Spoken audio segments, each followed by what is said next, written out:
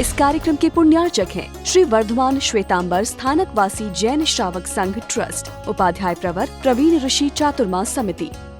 जैसा तुम्हारा गूगल है ना, चैट जीपीटी, आर्टिफिशियल इंटेलिजेंस, कुछ भी पूछो जवाब तैयार है, वैसा ही जीवन है। ये विराट जीवन है। इस जीवन से तुम जो पूछोगे वो मिलेगा, 100% मिलेगा। समस्या ये नहीं है कि मुझे क्या नहीं मिला, समस्या ये है कि मैंने क्या मांगा, क्या नहीं मांगा है। अभी आपकी आराधना पूरी हुई है, बासी हुई कि ताजी है मुझे पता नहीं, है ना। आपके यहां जल्दी बासी हो जाती है। कपिल ने समय मांगा, क्या मांगना ही है सोचने के लिए।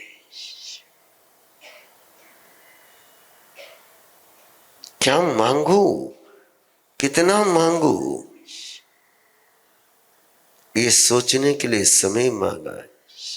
और सोच करके मांगने के लिए गया तो मिथ्या दृष्टि समाप्त हो गई।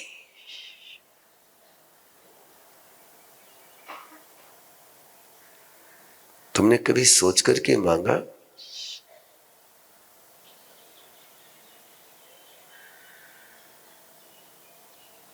कि बिना सोचे मांगते हो?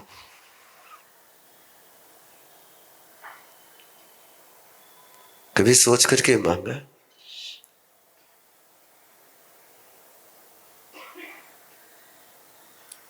अनवी भाषी परमात्मा तक कहते बिना सोचे मुंह मत खोल।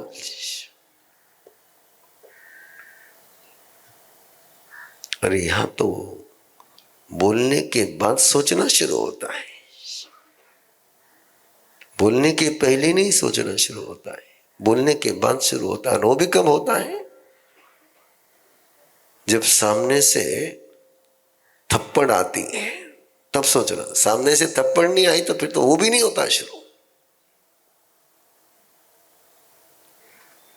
पुच्छी सुनम समना महानाय आगारिनो या परतिथ्याय से कई निगंत यधम माहु अनेलिसम साउ समीकयाय।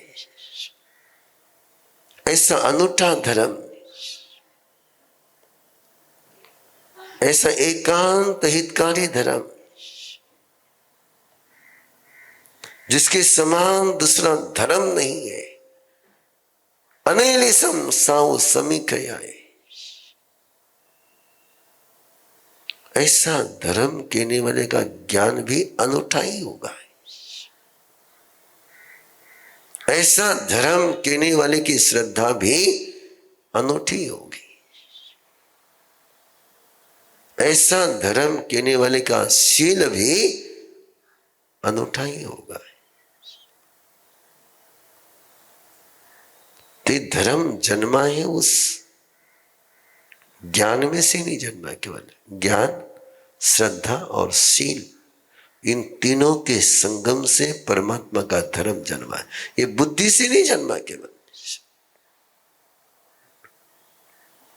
इसलिए यदि जैनिज्म को तुम केवल दिमाग से समझने के लिए जाओगे तो कुछ नहीं मिल पाएगा। केवल श्रद्धा से समझने जाओगे तब भी कुछ नहीं मिल पाएगा। जैन धर्म को समझना हो, प्रभु के धर्म को समझना हो तो तीनों की जरूरत होगी। ज्ञान, श्रद्धा और शील। ये जहां से जन्मा है, जिस रास्ते से जन्मा है, उसी रास्ते से इसको पा सकते हो। क्यों अपने को धर्म समझ में नहीं आता है? बाकी धर्म आराम से समझ में आ जाते हैं।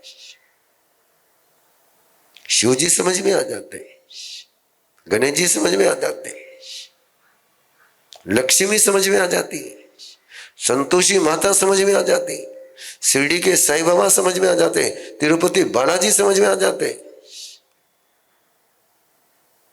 बाकी सब समझ में आ जाते हैं। भगवान महावीर समझ में नहीं आते।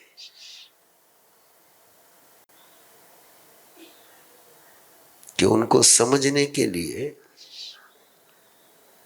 केवल तुम्हारे अंदर में लोभ है, भय है, ये दो चीजें तुम्हारे पास है तो दुनिया के सारे देव तुम्हारे समझ में आते हैं।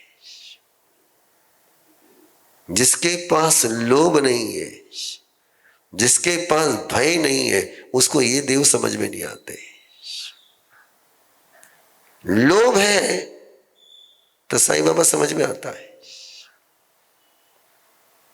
भय है तो दुर्गा समझ में आती है।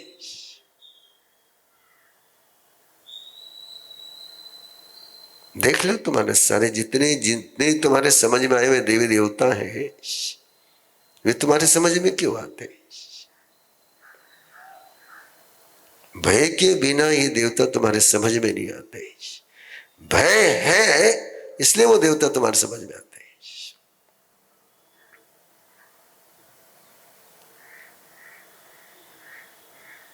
Am I right or wrong?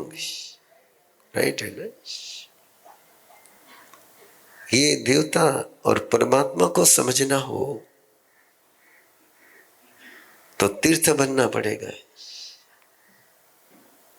और अपने को तीर्थ बनने की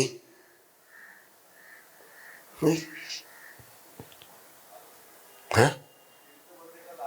नहीं, तीर्थ बनने की इच्छा ही नहीं है। ठीक है ना? बस वो हीरा मते गुस्सो कर लेवा, वो अपना मते कर लेला, वो चक्कर चाले। ठीक है ना? कई करनो फालतू रही हो, चालतो रहे ना, तो जिसो चले उसो चलते।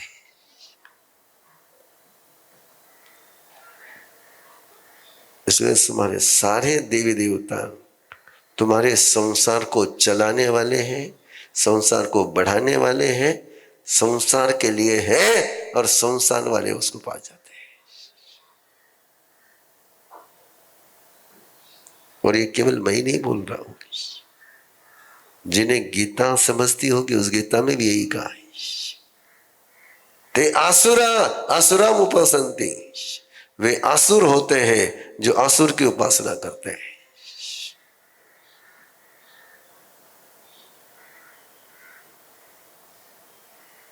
ऐसा मत सोचना कि केवल मैं बोल रहा हूं।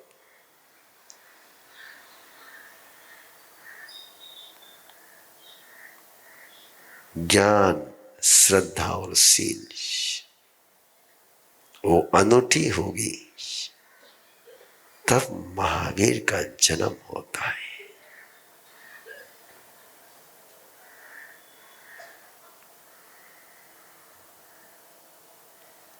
बिना अनूठे बोध के अनूठे का जन्म नहीं होता है।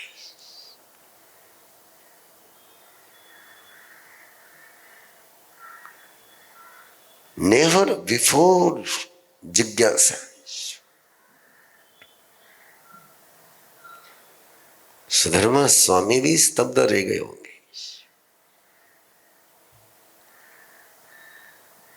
इंद्रपुति गौतम को ये जिज्ञासा कभी नहीं हुई कि वो पूछ लेते प्रभु के कि प्रभु तुम्हारा ज्ञान कैसा है,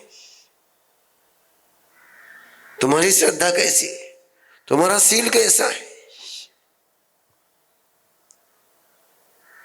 इंद्रपुति गौतम ने बाकी सारी जिज्ञासा है,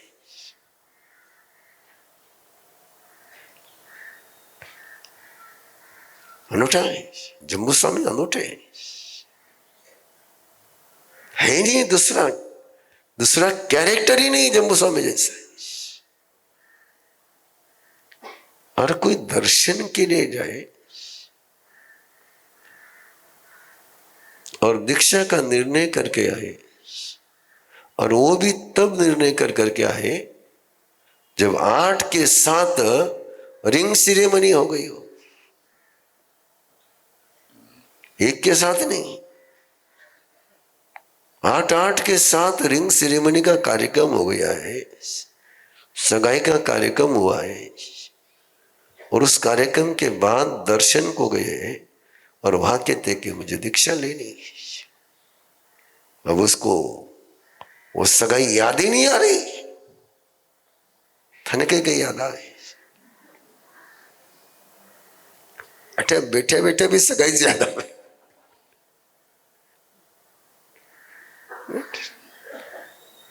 वो सगाई करके गया है और वहां कहता है कि नहीं, और नहीं माँ बाप को बिना बिना पूछे नहीं, पूछ के आता हूं। और पूछने के लिए चल लौटा है। गेट में एंट्री करने के पहले देखता है कि एंट्री करने के पहले उस प्रवेश द्वार, वो प्रवेश द्वार की शिला नीचे गिरी, 7 कदम पर जम्बू कुमार। और उसको लगा कहीं मैं 7 कदम आगे होता तो यही का यही चला जाता, कहा मुझे दीक्षा होती। लौटा वहीं से वापस। दीक्षा बाद में, पहले ब्रह्मचर्य के बचकान दे दो, उसके लिए तो परमिशन की जरूरत नहीं। कितना अनूठा है, कितना अद्भुत है। और आता है कहता है माँ बाप को कि मैं तो दीक्षा की आज्ञा चाहिए। और माँ बाप कहते भाई उनके साथ हुआ है, उनको भी पूछना पड़ेगा। वे भी कितनी अनूठी। बोले ठीक है दीक्षा लेनी ले, लेकिन शादी तो करनी पड़ेगी। कमाल हो गई यार। ऐसी लड़कियां भी अनूठी, कमाल हो गई। कह देती कि वो दीक्षा लेने वाला तो ठीक है, अभी तो कहा है छोड़ दो, आज का मामला तो सीधा सा है। लेकिन लड़कियां भी गजब की, गजब वाले को ही गजब मिलते हैं। जैसे को वैसा मिले, है ना। मत कहना कि ऐसे हमको क्यों मिले, जैसा तू है वैसे तुझे मिले। वो अनूठा था। और बोले ठीक है, फिर ये हो गई। अब 8 सोचती है कि वो 1 हम 8 मेजॉरिटी।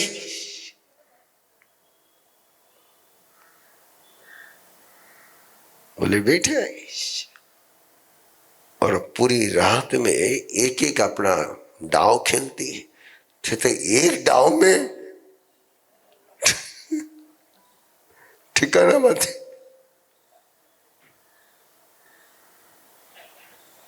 आठ और एक एक दाव खेलती है। और जम्बू एक एक दाव को लाइन पर लाता है, एक एक मेंबर फोड़ते जाता है। उसने पूछा, इसने जवाब दिया कि उसने पार्टी चेंज। बेचारी बाकी बोलते कमाल है, इसके पहले हमारे पास थी, जम्बू को सुना थे, जम्बू के साथ हो गई। अब 8 कहानियां सुना, पूरी सुनाने का टाइम तो है नहीं अपने पास, लेकिन बड़ी अच्छी है। और सारे जवाब किससे देते हैं? स्टोरी से। 16 कथा है। कितनी कथा है?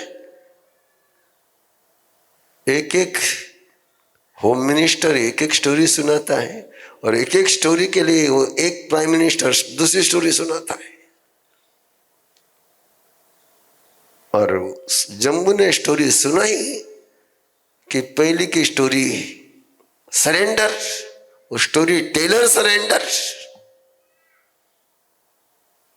वो व्यक्ति कमाल हो गए, लेकिन हिम्मत वाली है सब। ठीक है तू गई तो जा, मैं तो करूंगी मेरा प्रयास। इनकी हिम्मत की दाद देनी चाहिए आपने, कभी हार नहीं मानती। बराबर है कि?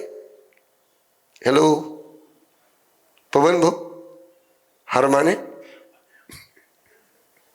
हार मनावे, माने को नहीं। कई खुशी हो रही है, केवल स्टोरी है, कोई फिलॉसफी नहीं।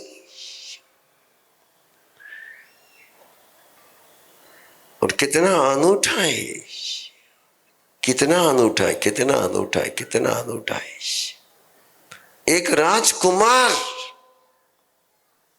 जो बुरी सोबत में रहने के कारण से बाप ने घर से निकाल दिया। तेरे लखन नहीं मेरे घर में रहने के, तेरे लखन नहीं मेरे घर में रहने के, मेरे राज्य में रहे, निकल जा यहां से। उस बाप की हिम्मत कि राजकुमार को निकाल दिया।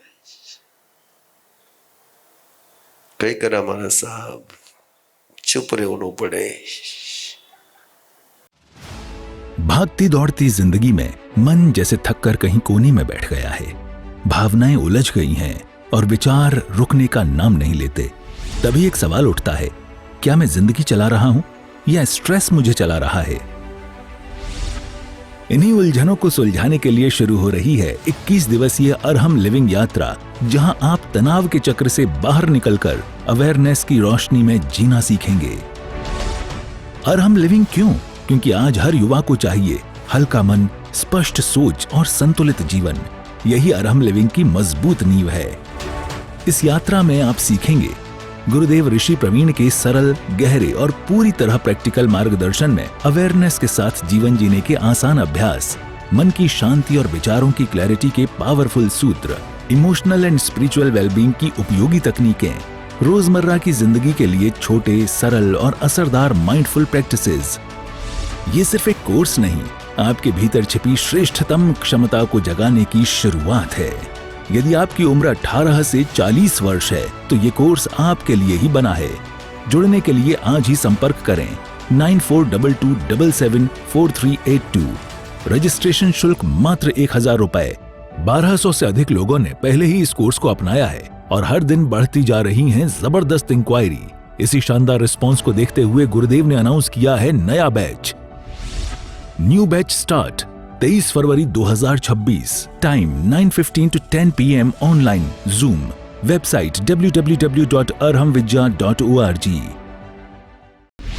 इस कार्यक्रम के पुण्यार्चक हैं श्री वर्धमान श्वेतांबर स्थानकवासी जैन श्रावक संघ ट्रस्ट, उपाध्याय प्रवर प्रवीण ऋषि चातुर्मा समिति, महावीर भवन इंदौर।